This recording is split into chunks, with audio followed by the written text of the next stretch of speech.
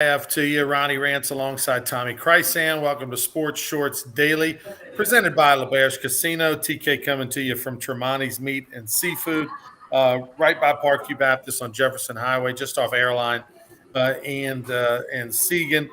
Stop on by Tremonti's, some great lunch specials, and of course, deer processing and everything else.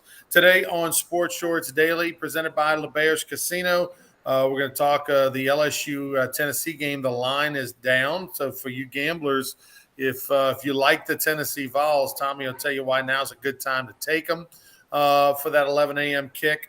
Also, if you watched last night's Monday Night Football game, the 12-9 thriller and overtime with the Colts over the Broncos, Tommy's going to also tell you why you deserve a medal for doing that. What a horrible, horrible game that was. Major League Baseball playoffs start today, and I got to tell you, I'm more excited about the wild card format the way it is now than the way it used to be. I'll tell you why. That's some great games going today, and Tommy's got a free pick for you. Baseball Get Betters out there. He's going to tell you who he's got today, and it jives with, by the way, my predictions postseason. TK's got the Dodgers winning it all, correct? Correct. I got the Dodgers beating. Yeah, I got the Dodgers beating Houston, and you got Houston and St. Louis. And I had St. Louis beating Houston in the World Series. We'll get into that. Also, the little Saints talk is, again, must win this week in the Dome. Everybody got to bring it big time. Noon in the Dome. There's a new tradition that they're going to try to break out in the Dome about a bell. Ringing a bell, you know how like everybody's got a thing, right? Some people blow the horn in Minnesota. There's a bell in Atlanta. There's some new thing they're going to start doing before the games that came out yesterday. We'll get into that and more. All right, TK, why did the line move? And if you're a gambler this Saturday and you like the Tennessee Vols, you've been able to find some lines online that are beneficial.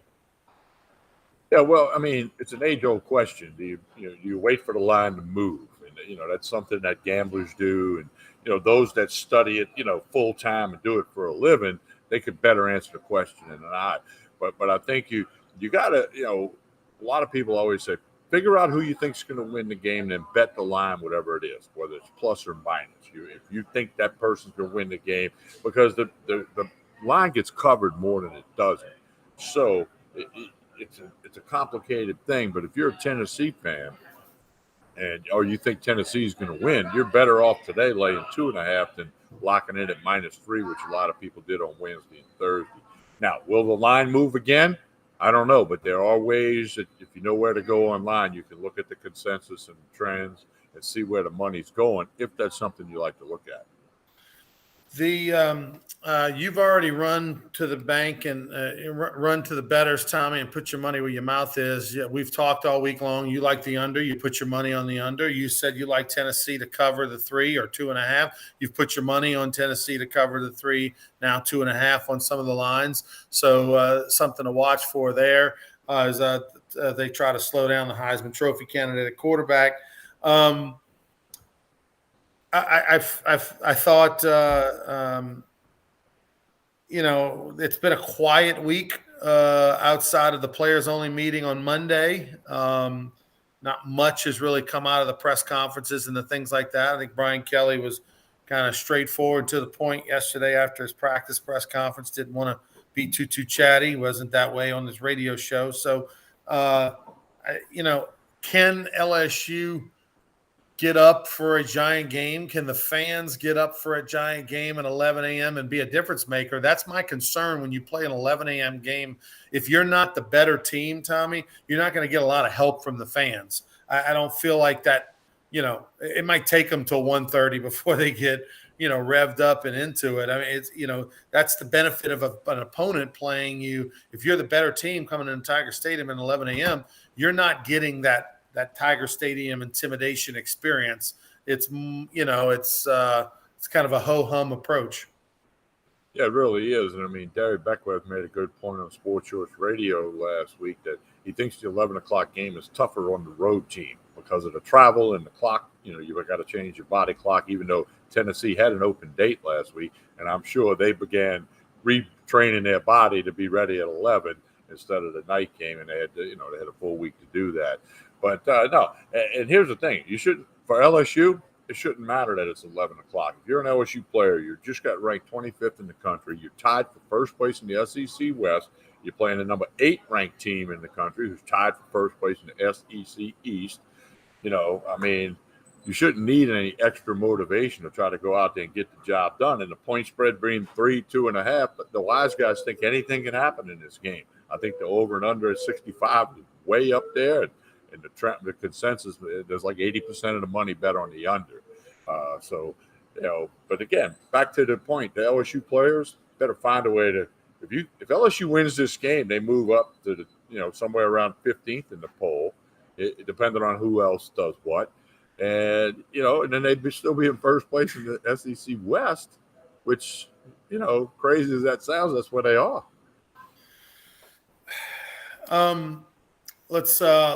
We mentioned earlier last night's game, how it was a 12-9 gross NFL game. Byron Painter with a good comment right here.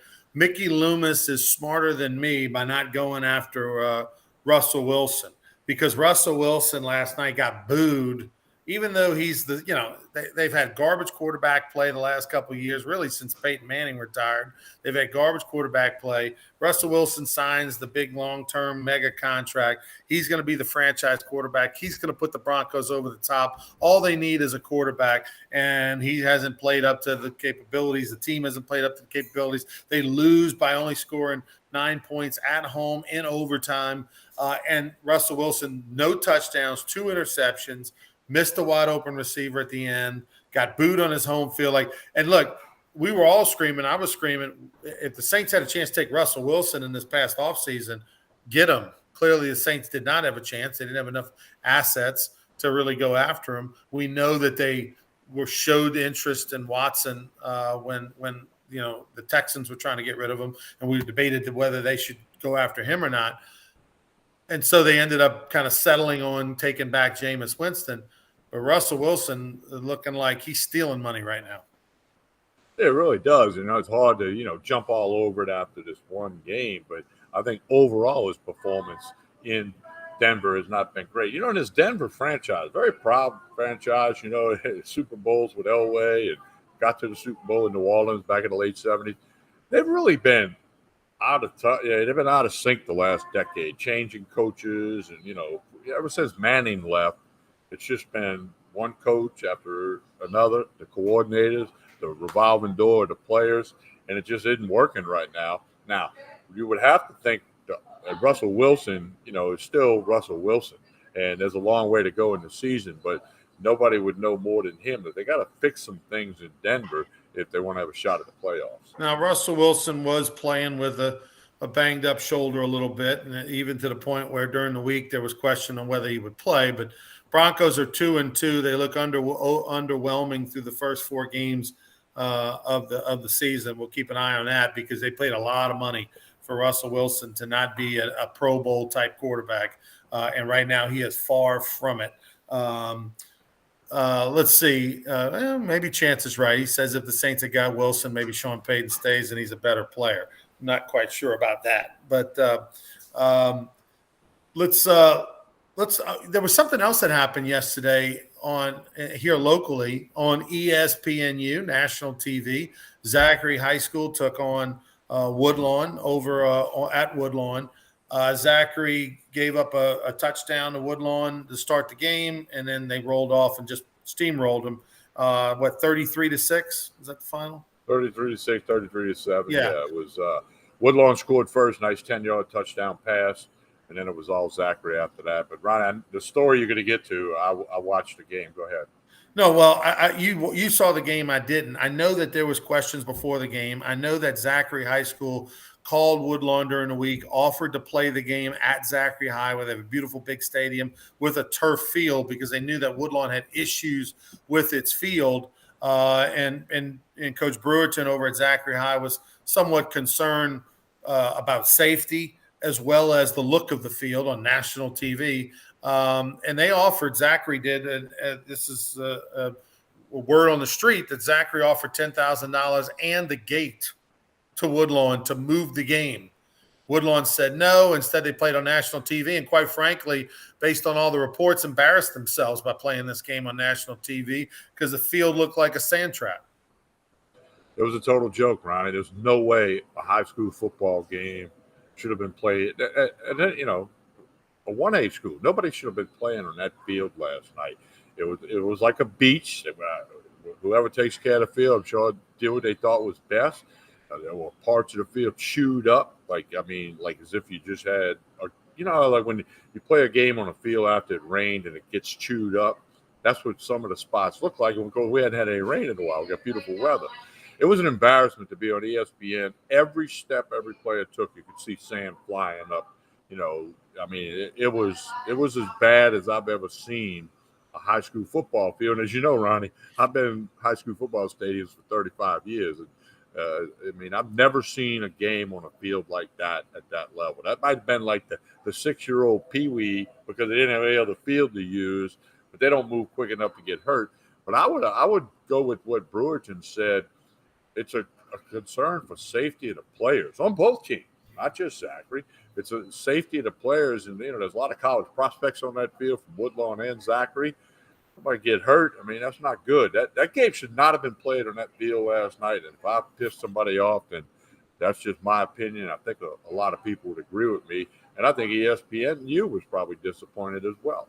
Yeah, no question. Marcus Randall, the head coach over there at Woodlawn, don't know if it was his call, if it was the principal's call, or what the case may be. But the bottom line is this: it goes to show you that that Woodlawn is not a private school, that it is a public school, because it made an economic bad choice. Quite frankly, somebody's going to give you $10,000 and the gate to a big gate game and an opportunity to play the game on turf and have a better experience for your kids and everything and safety, and you turn it down. What did you think? You were going to have a home field advantage? Come on. Now, that said, even though they only scored one touchdown, Ricky Collins, the quarterback over there at Woodlawn, you can see the reports are you can see the tools. And I see where Devin Steve's saying that he kind of reminds me of a taller Ryan Perilou. Hopefully that's all. That's clearly on the. Hopefully that's correct. Because Perilou's high school numbers are. He's one of the greatest high school quarterbacks in the state of Louisiana history. But unfortunately, he doesn't have the supporting cast going against a powerhouse like Zachary. Well, and I'll say this: I was impressed with Ricky Collins. The way he handled himself. Big kid, lanky, a little thin. He'll gain weight. But he throws a really nice ball. I've seen him throw the out pass. I've seen him throw it down the field. And he can take off and run. He had several scrambles over 15 yards last night. A couple times he slid to avoid getting hit, which shows pretty good IQ. But again, they were overmatched. Zachary was clearly the better football team. And if they played 10 times, Zachary would win 9, if not all 10, in spite of Ricky Collins. But LSU fans can – he's got a lot of upside. Let's put it that way. And I'll say this: he's a better quarterback than Arch Manning. It's not even close, in my opinion. I've seen both play. The thing that I would say is, I'm talking about Collins, and I've seen him a couple of times. I know Carl Dunn, who's an official, Carl the Cat, who's an official on Fridays, said he was on the field a month ago and a couple of months ago, and the rain, the terrible rain, is what ruined that field. And they thought by sanding it would fix it, and it clearly they either sanded it too late or too much or whatever. It didn't work. So Woodlawn embarrassed themselves last night on national TV. But the thing is that the Collins kid, can he be a player at LSU? Absolutely. But will a quarterback come and sit for 3 and 4 years now and wait their turn? Will they do a Miles Brennan? Will they do a Matt Flynn? I don't know. That doesn't seem to be the trend these days, that a quarterback is going to go and redshirt and develop and wait a couple of years for their turn. And then that way when they're 21, 22 years old and they get handed the reins to being a quarterback, they got their best chance to be successful. Nowadays, people leave before it ever gets to that. And I don't know the kid personally. I don't know what his thoughts are. But if Ricky Collins is willing to go to LSU and realize, hey, I may not see the field very much the first couple of years. That's okay. I'm going to learn, develop, sit, wait my turn, and in 3-4 years be the guy. If he has that mindset, then yeah, he can be a dude. Well, that's up to the recruiting people to tell him that's where you're at. Now every kid thinks they can play, they think they can start, they think they can, win a job. But some of them have to be real, and that's up to the coaches, his high school coaches and the college recruiting coaches to say, okay, you're going to be better off if you go somewhere and wait. And now with the transfer portal, if you end up way down the depth chart, transfer, or go to a smaller school where you can get on the field and play. It's kind of like the old baseball thing. Everybody wants to play. They want to get on the field. So it doesn't matter if you're playing junior college ball or baseball or D3 or whatever it might be, go find a place to play the game. Well, in football, you have to understand that if you come to LSU's quarterback next year, they got Nussmeier, they got Walker Howard, who all have tremendous upside. And then you bring Collins in, I'm going to assume Jaden Daniels is leaving. You still got a pretty good quarterback room. Now, if you're LSU, you want that, because the competition will produce a pretty good quarterback that you put on the field.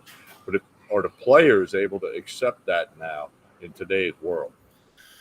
Let's talk a little bit about what's happening today, and that is Major League Baseball. The playoffs begin today, and there's 4 games. They begin in about 10 minutes, Ronnie. Well, yeah, and 4 games going on today. All the home teams, of course, are the favorites, but you have one free prediction. You have one that you're going to give out that I like. Go ahead and tell us about it.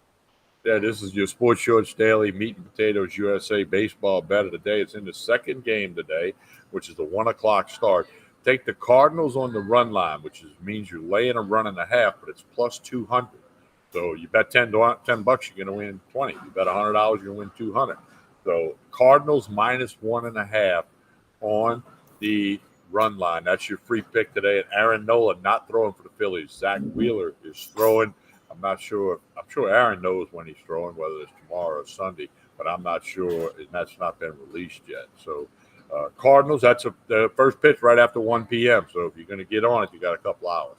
So the Cardinals have to win by 2 or more in order for you to win that bet. I can't imagine if Philadelphia is going to end their season without Aaron Nola pitching. So I would imagine, he's going to throw game 2, particularly if they lose. If the Phillies win, then okay, maybe you want to hold him for game 3. But I got to believe that he's going to. Now, he has been really good since the All-Star break. Has Aaron Nola last time out earlier this week when he clinched on, I think, Monday or Tuesday. I thought it was Tuesday. I have to look back. He was sensational, threw a shutout his last time out. So Aaron Nola been in fuego for the Phillies. Well, his record's 11-13, but he was second in the league in strikeouts, second in the league in WHIP. He's got the numbers. He had a lot of tough losses early in the season. He got ripped once or twice, but he's been on fire. And if his curveball's working, Ronnie, it's going to be tough for the other team to score. Have you watched yet my recommendation, which is Chasing Nolan documentary? Who? No, I have not. Okay, you need to. It's called. There's nothing more important in your life, Tommy, than watching Chasing Nolan, the documentary about Nolan.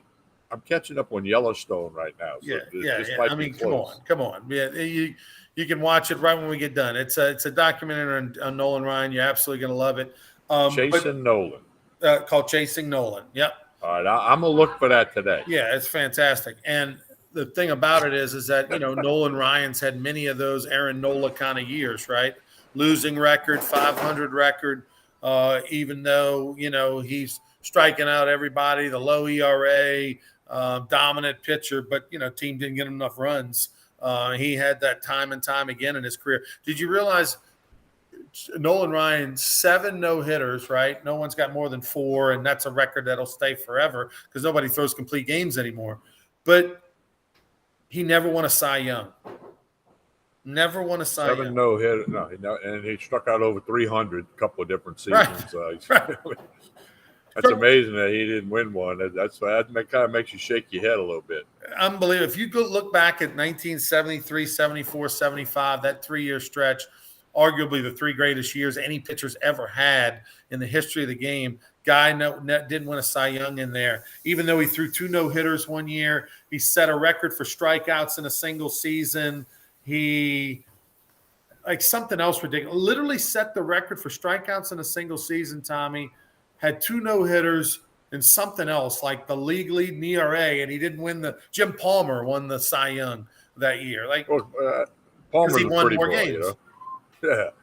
But it is mind-boggling that Nolan Ryan did not win a Cy Young award, Incredible. And what's funny is in the documentary, you'll see they ask of other Major League Baseball greats like Roger Clemens, Randy Johnson, et cetera. When they're interviewing them, they say, how many Cy Young awards do you think Nolan Ryan won in his career? And this guy will say 2, this guy will say 1, this guy will say 3, 4, whatever. And they're like, none. And they're all like in shock. Like, what? He never won a Cy Young. Crazy. Byron said, watching the plane, very good. The no Cy Young award, most amazing. Even the pros interview. That's right. They thought he won several, which was funny to me that a lot of these great players necessarily didn't really know that he had never won a Cy Young award. I would think if you played in the league around the time Nolan Ryan played, you figured he had a room full of them. TK, tell us about Tremonti's. Well, Tremonti's Meat and Seafood, deer season has opened up, and they can do your deer processing here. Any game. People brought some elk in the other day, but they can do deer processing here. They specialize in it. They've done it for 20 years here at Tremonti's. You drop stuff off, and they tell you when you can come get it. You tell them how you want it and all that stuff. And that's big right now with hunting season going on. The daily lunch specials are through the roof. Fried catfish with crawfish etouffee draped over the top of it today. They can cater. They can get all your tailgating platters that you need. Feed a small group, a large group. Doesn't matter. Tremonti's Meat and Seafood. Connect on Facebook and Instagram. Don't forget to tell all the deer hunters, bring those deer in here. There's usually a big line on Monday morning here at Tremonti's Meat and Seafood. Connect on Facebook and Instagram. Tomorrow, Sports Shorts Daily will be after dark from 7 to 9 p.m. It'll be at LeBear's Casino. If you want to come on out and visit with us, come out and do so. We'll break down obviously it'll be kind of like an LSU post-game show. We'll also talk about all the other college football games of the day. And I'm going to give you my fall baseball LSU report. Going out to the scrimmage today at 4 o'clock at Alex Box Stadium. Going to watch a little LSU baseball fall scrimmage action and all for a couple hours. And so I'll have a little update for you on that.